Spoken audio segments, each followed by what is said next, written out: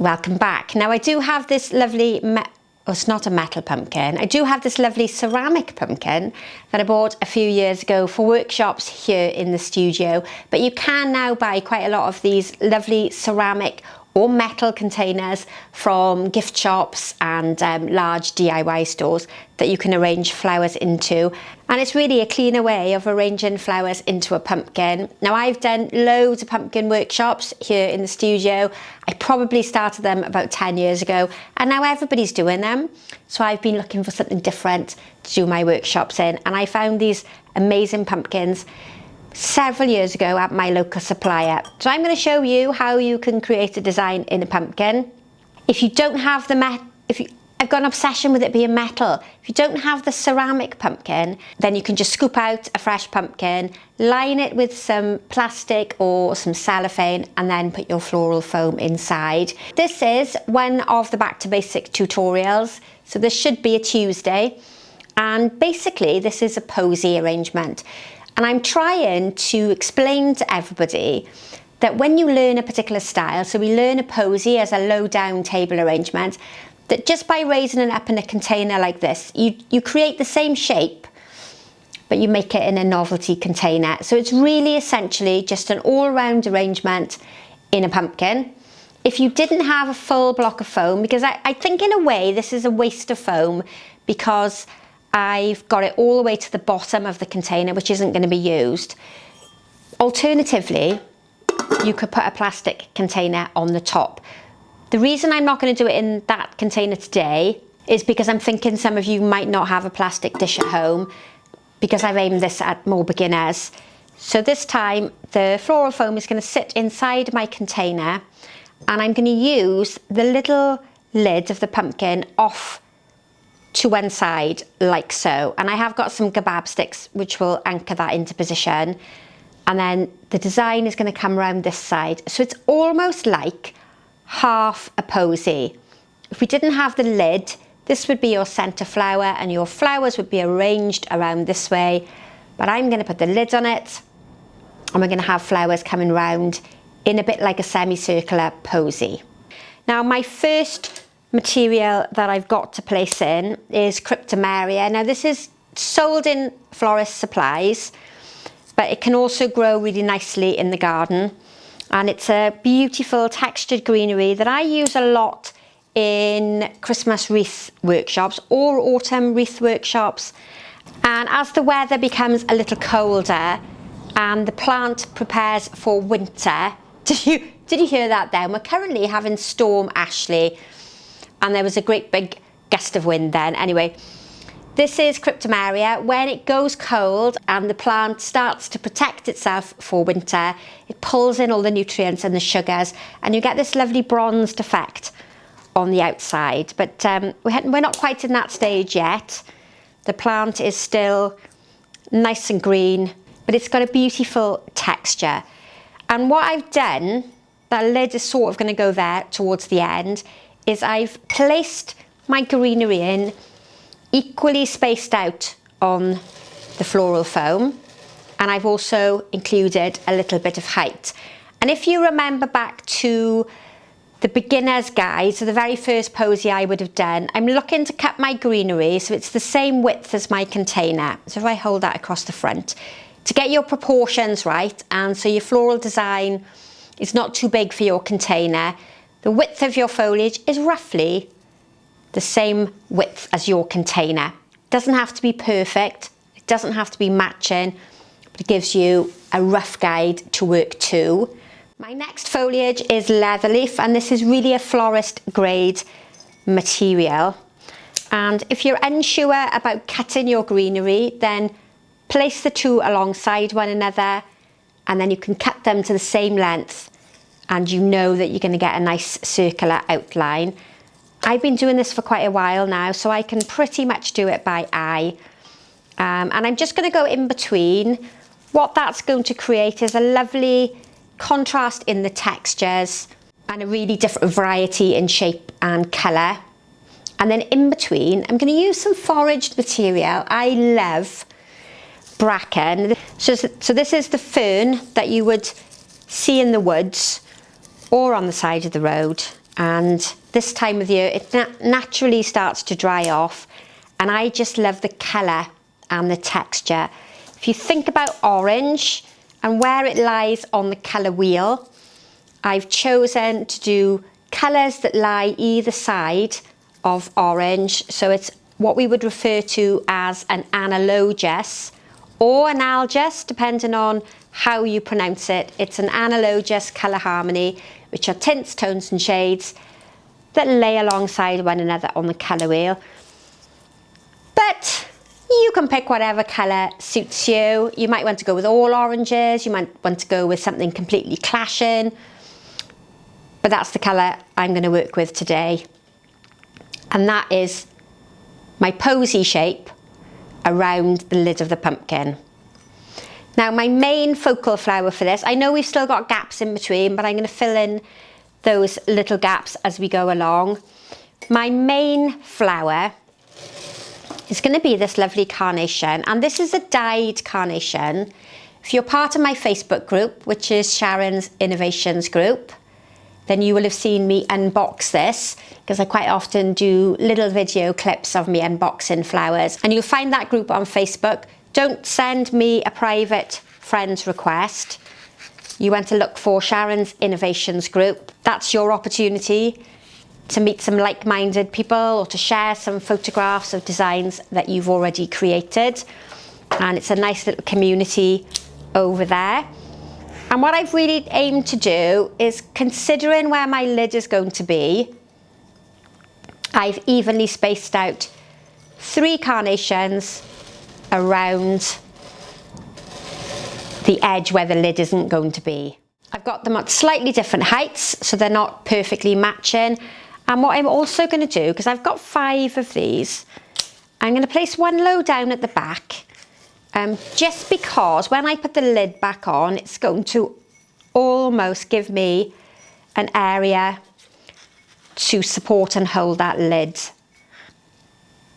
That's not perfect yet, because we're going to have some kebab sticks later, but that's the sort of shape that I'm aiming to achieve. It's a round design all round. I don't like 4 carnations, because if we look from the overhead camera, it gives a very squared off style and shape. So what I'm going to do is move that one round there and pop another one in, and it will give a more rounder shape.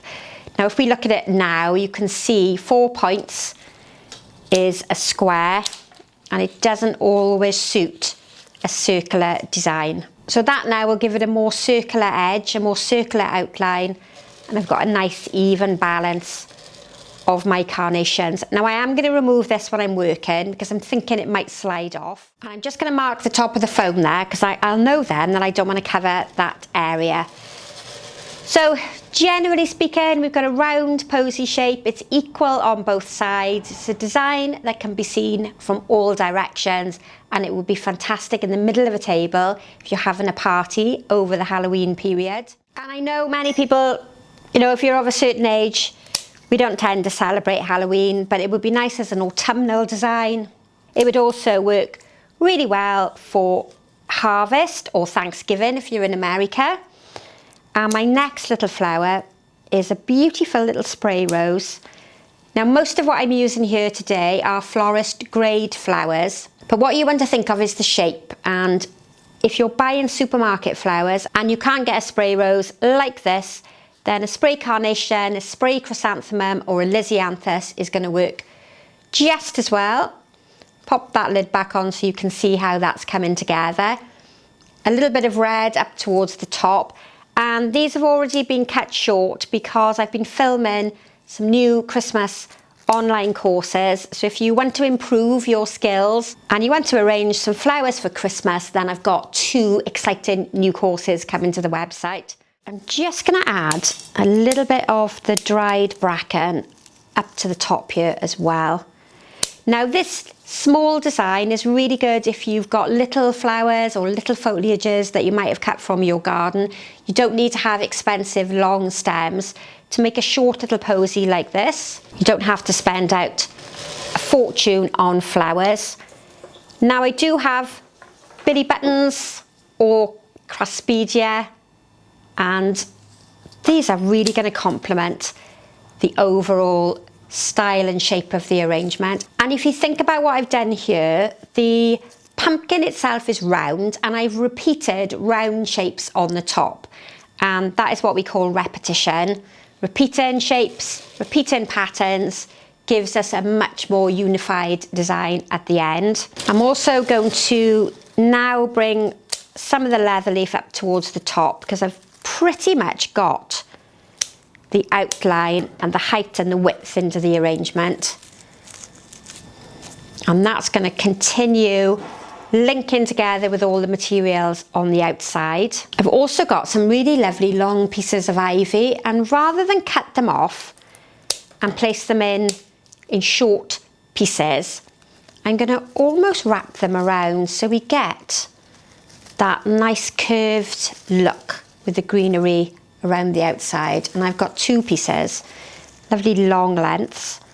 If you haven't got long lengths, just cut them down short and place them into the foam.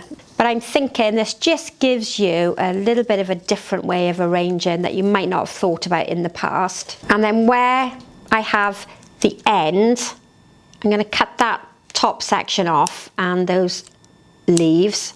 And then I'm going to place the stem end back into the floral foam here to anchor it into position. And you can do that with any trailing material. I'm not sure if I like this piece here because it's going in the opposite direction, but I'm going to leave it there until the end, and then I can cut it off if I decide I really don't like it. Now I've got a gorgeous material next. I've left it on this whole branch because I wanted you to see, but this is spindle. At the moment it's this lovely peachy, dusky sort of pink colour, but when the flower or the seed head opens, it's not a flower, it's a seed head, there's an orange seed in the middle. And I thought this was just absolutely gorgeous. Now, if you followed me, or if you've watched any of the other videos, you will possibly know that I cut this from a hotel venue that I was delivering flowers to. I'm going to call it community pruning, and I've had it now for 2 or 3 weeks and it's lasted so well, but you need to remove the greenery, and this is going to give a much more natural look to the arrangement rather than it being such a set pattern with those very regimented positions of my carnation. And the colour of this, if you haven't worked it out yet, picks up so nicely on the inside of that carnation. And I don't think I've mentioned, I think it probably slipped from my mind, that this is a dyed carnation, so its true colour would have been an apricot, and then they've added in a darker dye during the conditioning process. It sucks up the colour through the stem and then it appears in the petals and gives me that different coloured, bi-coloured look to my carnation. We see it a lot in roses. If you're familiar with the rainbow roses or the harlequin roses, it's exactly the same method. And it's something that's quite easy to do at home. It's a really good one to experiment with young children. If you've got some food colouring, just place it in the water, get a white carnation or a white rose, and you can watch as that white rose or carnation turns into the colour of the dye in the water. I got a couple more of the craspedia, and really what we've done here is we've made a circular posy arrangement with the addition of some ivy leaves overlaid over the top, which has given us a bit of movement and a bit of softness. It might be a bit untidy for some people. If you like really formal set patterns, you might not like this more natural shape, but it's a really different way of seeing a posy made. And what I'm going to do now is just fill in where I can see any little bits of the foam, making sure that we can't see the foam from any position. Sometimes I'm really aware when I edit the videos back that from the position of the camera, sometimes you can see the foam. But of course I'm looking down on it and you're looking across. Now I'm thinking this piece of leather leaf here is a bit long, so I'm just going to tuck that into the foam, get it in a bit closer so it's not quite so visible there on the side. And I did mention that I was going to use kebab sticks, but I've got the stem ends here of the yellow craspedia. So So what I'm going to do with these is insert them into the foam at the top, nice and deep into the foam, and then I can hang the lid of my pumpkin and it will get supported by the stems and that carnation there at the bottom. And if I just put one alongside that carnation, it will hold it up really nicely for you. So that there is a little novelty design for the beginners series, just to highlight how you can adapt and change a very basic posy. I think that is really pretty and it would look lovely for any party that you might be having for harvest or for Halloween. I hope you've enjoyed that one. Don't forget, as always, stay to the end of the video so that you can see close-ups of the finished design and the individual flowers. It's at this point that you really need to subscribe, like and share with your friends and family, and pop back for another tutorial next week. If there's anything that you would really like to learn, then add it into the comment box and I can look at producing a video for it. Don't forget that over on the website there are loads of online courses that you can participate in from anywhere in the world, and you can take part in them at your own leisure. Thank you very much for watching as ever, and goodbye for now.